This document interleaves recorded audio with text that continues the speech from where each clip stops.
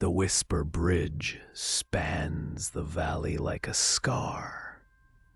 Built in 1952, 14 confirmed suicides, dozens more suspected. The river below is shallow, 10 feet at most, but bodies are never found. The locals say the bridge is hungry, that it calls to the desperate, that it promises peace, but delivers something else, something worse than death. Maya came to study the suicides. Psychology student, rational, scientific. Her thesis explored why certain locations attracted self-harm, contagion theory, social influence, nothing supernatural. But this bridge had a pattern. People with no history of depression, no warning signs, just walked out and jumped like something called them. Maya had another reason. Her sister jumped 3 years ago from this bridge. They had been close. No fights, no depression. One day her sister drove here, parked, walked to the center, jumped. Her body was never found. Maya needed to understand, needed answers, even if those answers defied logic. Maya walked the bridge at midnight, recording audio, taking notes. The fog rolled in thick, unusual for summer. It muffled sound, made the bridge feel isolated, cut off from the world. Halfway across, she heard it, a whisper, her name. She froze. Just wind, she told herself. Just her imagination. More whispers. Multiple voices, overlapping. Maya, they said. We have been waiting. Come closer. Come see. She looked over the edge. The fog below swirled. Shapes moved within it. Human shapes, reaching up. The jumpers, still here, still falling, never hitting bottom. Trapped in eternal descent. One of the shapes looked familiar. Maya leaned closer, saw a face. Her sister. But wrong. Stretched. Distorted. Mouth open in a permanent scream. Eyes pleading. Help me, the shape whispered. It hurts. It never stops. I am still falling. Join me. End my loneliness. Make the fall mean something. Maya felt it then. The pull. An urge to climb the railing. To jump. Not suicidal. Not depressed. Just drawn. Like a fish on a hook. The bridge was calling, speaking directly to her hindbrain, bypassing logic, bypassing self-preservation, promising reunion, promising answers. Just one step. Just let go. Maya gripped the railing, fought the pull. This is not real, she said. Mass hysteria. Suggestion, infrasound. There is a rational explanation. But her feet moved toward the edge. Her hands reached for the railing, to climb, to jump. No, she screamed.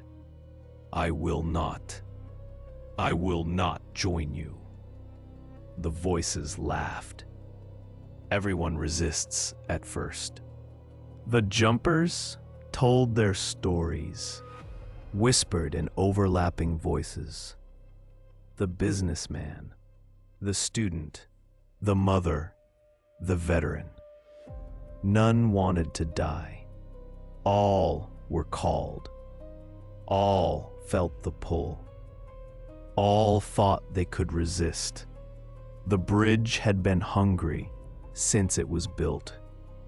Built on sacred ground, a burial site. The dead below wanted company. Always wanted company. The bridge was not just structure. It was a gateway between the living and the dead. The fog was not fog. It was the space between. Those who jumped did not die. They fell into the between, forever falling, forever aware, screaming into the void, calling for others to join, to share the eternal horror.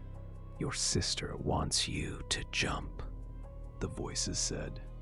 She is lonely. She is in pain. Only you can end her suffering. Join her, or bring someone else. The bridge accepts substitution. Find another. Lure them here. Push them. Then you go free. Your sister goes free. Someone else takes your place. Maya hesitated, tempted, horrified at the temptation. No, Maya said. I will not murder. I will not condemn another. There has to be another way. The voices grew angry, frustrated. 50 years, they hissed. 50 years we have called. 50 years of collecting. You cannot stop us. You cannot save your sister. You can only choose. Jump or bring another.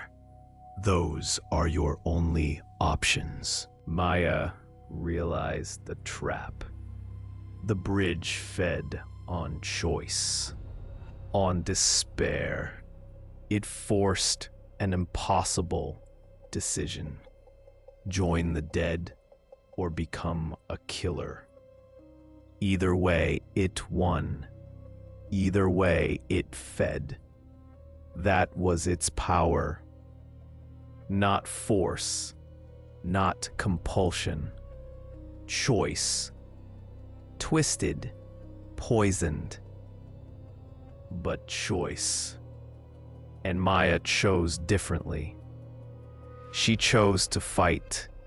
Maya tied a rope to the railing, tied the other end around her waist.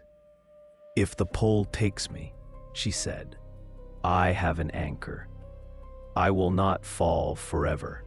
I will hit ground, die or survive, but I will not join you. The jumpers screamed, No, that is cheating. That breaks the rules. But the bridge had no rules, only hunger. The pull intensified. Overwhelming. Could not resist anymore. She climbed the railing, looked down into the swirling fog. Maya hit water. 10 feet deep, exactly as measured. She surfaced, gasping, alive. The fog swirled around her, angry, confused. This was not supposed to happen. Jumpers never hit bottom, never escaped. But Maya had changed the rules, broken the pattern. The bridge had no power over the living, only over those trapped in the between. Maya understood now. Her sister and the others were not dead. They were trapped, caught in the moment of the jump. never completing the fall. The bridge held them there, fed on their fear, their despair, their eternal terror. Maya climbed back up, tied ropes to the railing. 14 ropes. The shapes fell, completed their descents, hit the water. Some dissolved, gone, finally dead, finally at peace. Others surfaced, gasping, confused, alive. They had been tracked for decades, now free. Maya's sister was among them, solid, real, broken, but real. The bridge screamed, its power shattered, its hunger unfed. It was just a bridge now, just metal and concrete. The Whisper Bridge stands empty now. No more deaths, no more calls. The fog has lifted. But there are other bridges in other towns, over other valleys. If you drive past one at night, if you hear your name in the wind, if you feel the pull toward the edge, remember Maya. Remember the ropes. Remember that you can change the rules, or better yet, just drive faster. Sweet dreams.